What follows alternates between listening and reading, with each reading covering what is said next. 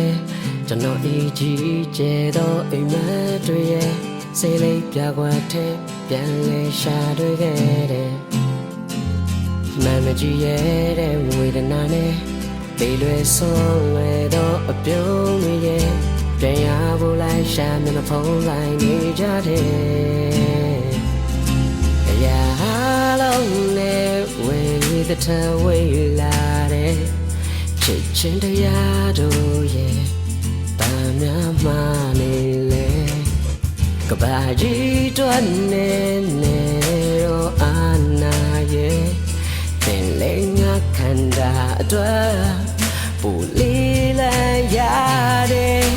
ပင်မရင်ရှင်နိုင်နဲ့ငါလည်းတနေ့တော့ပြောက်ွယ်မယ်ငါမရှိတော့လေဘယ်သူမှဖြစ်မှာမို့လေငါတော့သွားတဲ့ခံမှုကြမယ်လူတွေရဲ့တော့ကမြည်ရဲ့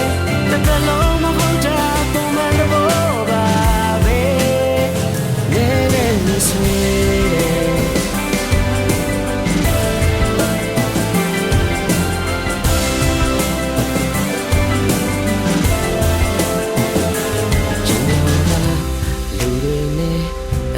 ပြည်တဲ့တော်မှန်ကိုသေးပါတယ်အိမ်ကခွေးလေးနဲ့အနေနေတာကြားလို့ဖြစ်မယ်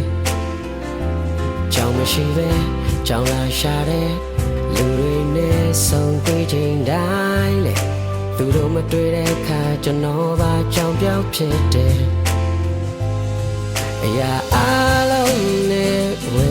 သထဝေလာတဲ့ချစ်ချင်းတရားတို့ရဲ့များမှ